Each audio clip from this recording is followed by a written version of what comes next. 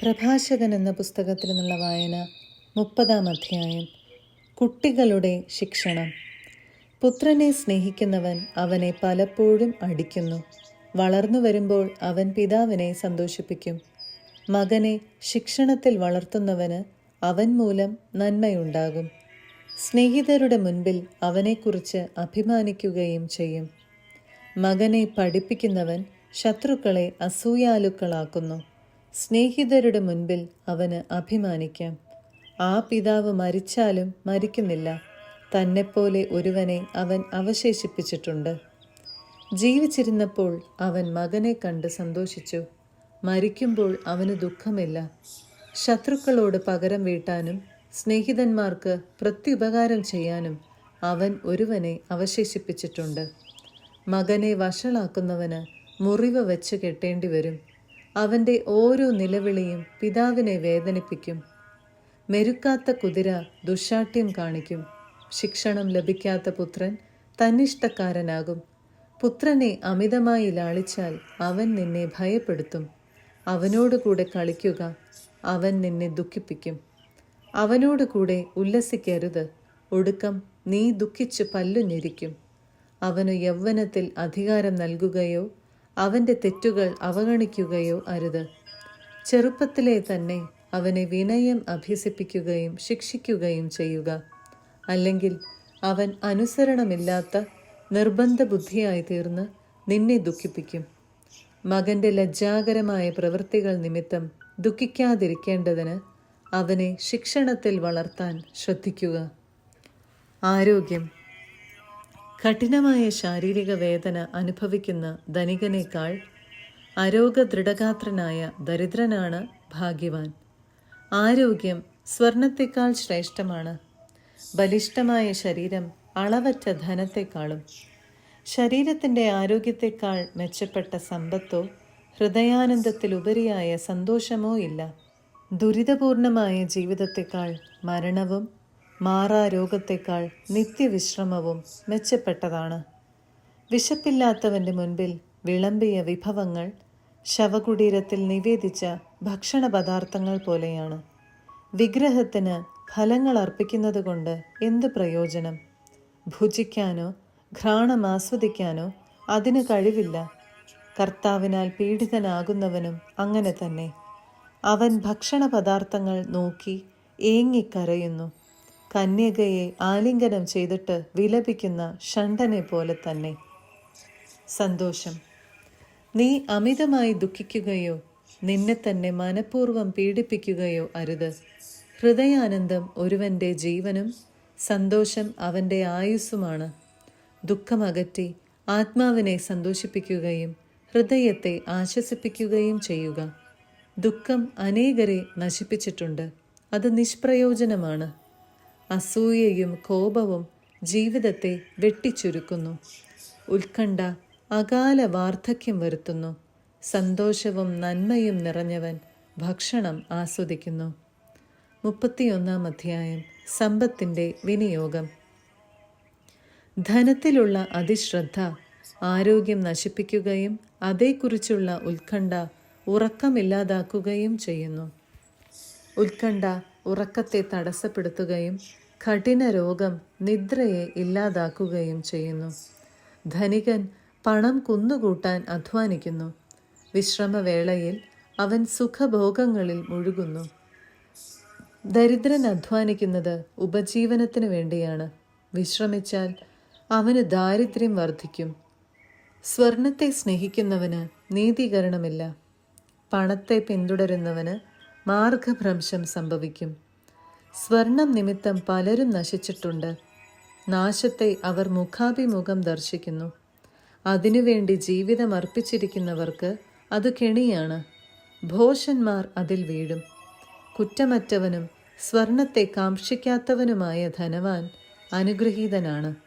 അങ്ങനെയുള്ളവൻ ആരുണ്ട്? അവനെ ഞങ്ങൾ അനുഗ്രഹീതൻ എന്ന് വിളിക്കും. സ്വജനമധ്യേ അവൻ അത്ഭുതം പ്രവർത്തിച്ചിരിക്കുന്നു. ഈ വിധം പരീക്ഷിക്കപ്പെട്ട് കുറ്റമറ്റവനായി കാണപ്പെട്ടവൻ ആരുണ്ട്? അവന് അഭിമാനിക്കാൻ അവകാശമുണ്ട്. പാപം ചെയ്യാൻ കഴിവുണ്ടായിട്ടും അത് ചെയ്യാത്തവനും തിന്മ പ്രവർത്തിക്കാൻ സാധ്യതയുണ്ടായിട്ടും അത് ചെയ്യാത്തവനും ആരുണ്ട്? അവൻ്റെ ഐശ്വര്യം സ്ഥിരമായിരിക്കും. സമൂഹം അവൻ്റെ ഔദാര്യത്തെ പുകഴ്ത്തുകയും ചെയ്യും. വിരുന്നും വീഞ്ഞും. മഹാനായ ഒരുവനോട് കൂടെ ഭക്ഷണത്തിനിരിക്കുമ്പോൾ ആർത്തി കാണിക്കുകയും എത്ര വിഭവസമൃദ്ധം എന്ന് പറയുകയും അരുത്. അത്യാഗ്രഹമുള്ള കണ്ണ് ദുഷിച്ചതാണെന്ന് ഓർക്കുക. കണ്ണിനേക്കാൾ കൊതിയുള്ളതായി സൃഷ്ടികളിൽ എന്താണുള്ളത്? അത് നിമിത്തം ഓരോ മുഖവും കണ്ണീർ വാർക്കുന്നു. കാണുന്നതിനൊക്കെ കൈനീട്ടരുത്. ഭക്ഷണമേശയിൽ അയൽക്കാരനെ ഉന്തി മാറ്റരുത്. അയൽക്കാരൻ്റെ വികാരത്തെ വിധിക്കുന്നതിന് മുൻപ് സ്വന്തം വികാരത്തെ കണക്കിലെടുക്കണം. ഓരോ സംഗതിയും ആലോചിച്ച് ചെയ്യുക. നിനക്കു വിളമ്പുന്നത് മനുഷ്യോചിതമായി ഭക്ഷിക്കുക. ആർത്തിയോടെ ചവച്ചാൽ അവജ്ഞാപാത്രമാകും. ആദ്യം ഭക്ഷിച്ച് നിർത്തുന്നതാണ് മര്യാദ. മതിവരായിക കാണിക്കുന്നത് നിന്ദയ്ക്ക് കാരണമാകും. അനേകം പേരോടുകൂടെ ഭക്ഷണത്തിനിരിക്കുമ്പോൾ മറ്റുള്ളവർക്ക് മുൻപേ നീ ഭക്ഷിച്ചു തുടങ്ങരുത്. സംസ്കാരസമ്പന്നൻ അമിതമായി ഭക്ഷിക്കുന്നില്ല. അവന് ഉറക്കം അനായാസമാണ്. മിതമായി ഭക്ഷിക്കുന്നവൻ നന്നായി ഉറങ്ങുന്നു. അവൻ ഉന്മേഷവാനായി രാവിലെ ഉണരുന്നു. അമിത ഭക്ഷണം നിദ്രാരാഹിത്യവും ദഹനക്ഷയവും ഉദരവേദനയും ഉളവാക്കുന്നു.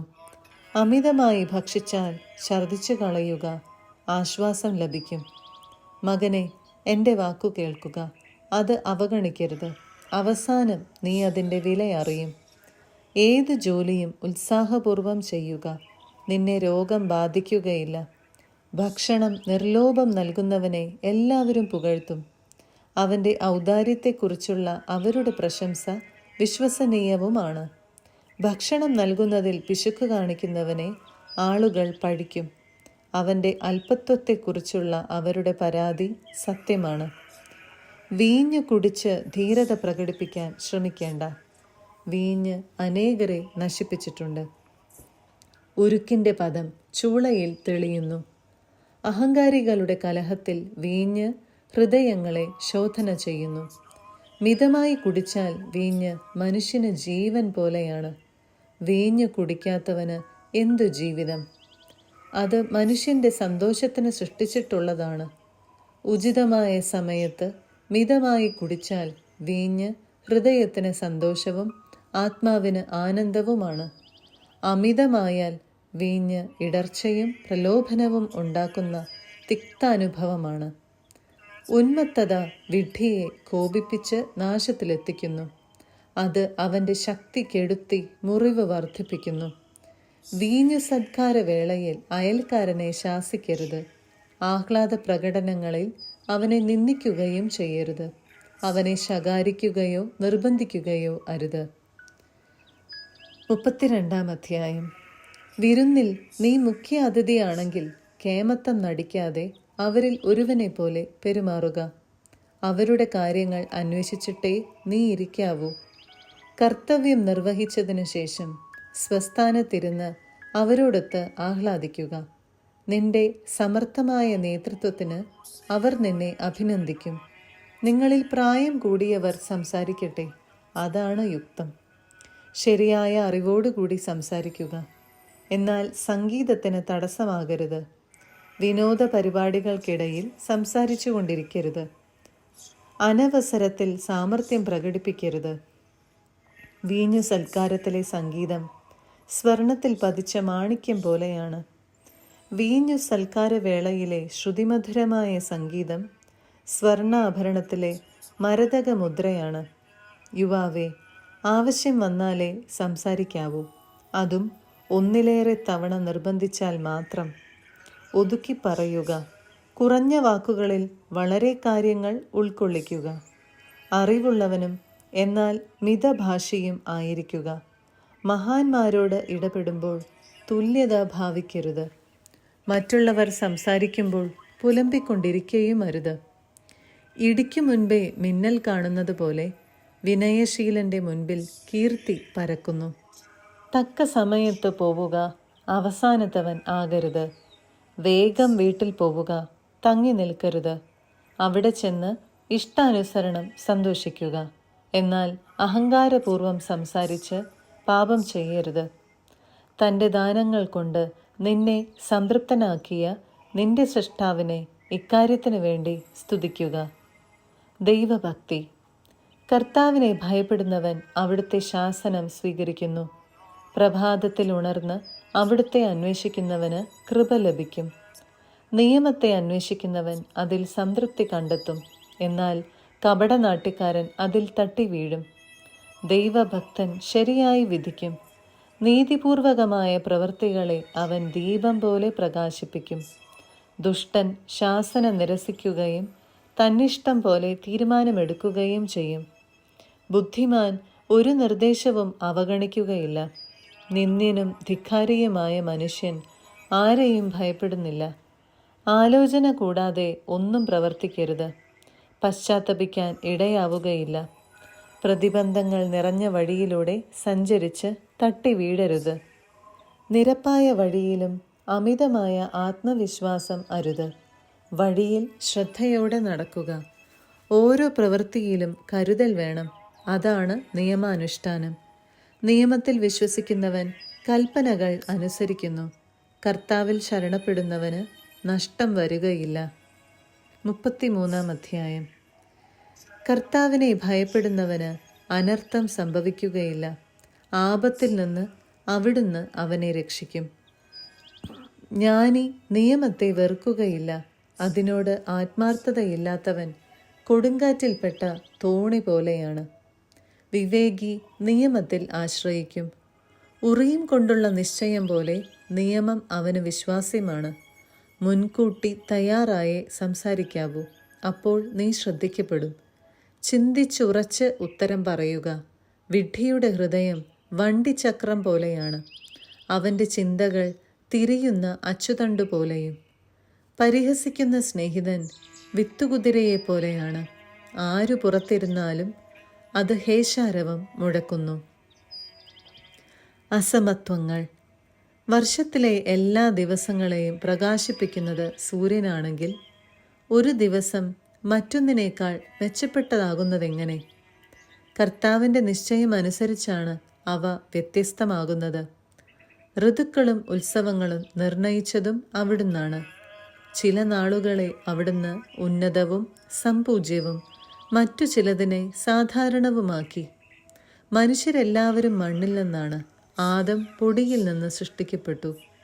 കർത്താവ് തൻ്റെ ജ്ഞാനത്തിൻ്റെ പൂർണ്ണതയിൽ അവരെ വിവേചിക്കുകയും വ്യത്യസ്ത മാർഗങ്ങളിൽ നിയോഗിക്കുകയും ചെയ്തു. അവിടുന്ന് ചിലരെ അനുഗ്രഹിച്ചുയർത്തി, വേറെ ചിലരെ വിശുദ്ധീകരിച്ച് തന്നോടടുപ്പിച്ചു. മറ്റു ചിലരെ ശപിച്ച് താഴ്ത്തുകയും സ്ഥാനഭ്രഷ്ടരാക്കുകയും ചെയ്തു. കുശവൻ്റെ കയ്യിൽ കളിമണ്ണ് പോലെയാണ് സൃഷ്ടാവിൻ്റെ കയ്യിൽ മനുഷ്യർ. അവിടുന്ന് തൻ്റെ ഇഷ്ടമനുസരിച്ച് പ്രവർത്തിക്കുന്നു.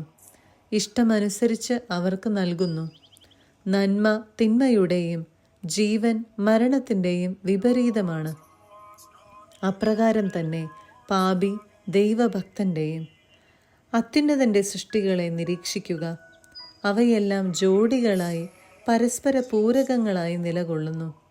ഒടുവിലാണ് ഞാൻ ഉണർന്നത്. കാല പെറുക്കുന്നവനെ പോലെ ഞാൻ മുന്തിരിപ്പഴം ശേഖരിക്കുന്നവരുടെ പിന്നിലായി. എന്നാൽ കർത്താവിൻ്റെ അനുഗ്രഹം നിമിത്തം ഞാൻ മുൻപന്തിയിലെത്തി. മുന്തിരിപ്പഴം ശേഖരിക്കുന്നവനെ പോലെ ചക്കു നിറച്ചു. എനിക്ക് വേണ്ടി മാത്രമല്ല, ഉപദേശം ആരായുന്ന എല്ലാവർക്കും വേണ്ടിയാണ് ഞാൻ അധ്വാനിച്ചത്. ശ്രേഷ്ഠന്മാരെ, സമൂഹ നേതാക്കളെ, എൻ്റെ വാക്കു കേൾക്കുവിൻ. ജീവിതകാലത്തിൽ ഒരിക്കലും പുത്രനോ ഭാര്യയ്ക്കോ സഹോദരനോ സ്നേഹിതനോ നിന്റെ മേൽ അധികാരം കൊടുക്കരുത്. വസ്തുവകകളും നൽകരുത്. നീ മനസ്സ് മാറി തിരികെ ചോദിച്ചേക്കാം. ശ്വാസം പോകുന്നതുവരെ നിന്റെ സ്ഥാനം കരസ്ഥമാക്കാൻ ആരെയും അനുവദിക്കരുത്. മക്കളെ ആശ്രയിക്കുന്നതിനേക്കാൾ നല്ലത് അവർ നിന്നെ ആശ്രയിക്കുന്നതാണ്. ചെയ്യുന്നതിനെല്ലാം ശ്രേഷ്ഠത കൈവരിക്കുക. കീർത്തിക്ക് കളങ്കം വരുത്തരുത്. ജീവിതാന്തത്തിൽ മരണനാഴികയിൽ സ്വത്ത് വിഭജിച്ചു കൊടുക്കുക. കഴുതയ്ക്ക് തീറ്റയും വടിയും ചുമടും, ദാസന് ആഹാരവും ശിക്ഷയും ജോലിയും. അടിമയെക്കൊണ്ട് വേല ചെയ്യിച്ചാൽ നിനക്ക് വിശ്രമിക്കാം. അലസനായി വിട്ടാൽ അവൻ സ്വതന്ത്രനാകാൻ നോക്കും. നുകവും ചാട്ടയും കാളയെ തലകുനിപ്പിക്കും. പീഡനയന്ത്രവും പ്രഹരങ്ങളും അനുസരണമില്ലാത്ത അടിമയെയും. അലസനാകാതിരിക്കാൻ അവനെക്കൊണ്ട് വേല ചെയ്യിക്കുക. അലസത തിന്മകൾ വളർത്തുന്നു. അവനെക്കൊണ്ട് പണിയെടുപ്പിക്കുക, അതാണ് അവന് യോജിച്ചത്. അനുസരിക്കുന്നില്ലെങ്കിൽ അവൻ്റെ ചങ്ങലകളുടെ ഭാരം കൂട്ടുക. ആരോടും അളവ് വിട്ട് പെരുമാറരുത്. അനീതി കാണിക്കുകയും അരുത്. നിനക്ക് ഒരു ദാസനുണ്ടെങ്കിൽ അവനെ നിന്നെപ്പോലെ കരുതണം. നീ അവനെ രക്തം കൊടുത്ത് വാങ്ങിയതാണല്ലോ.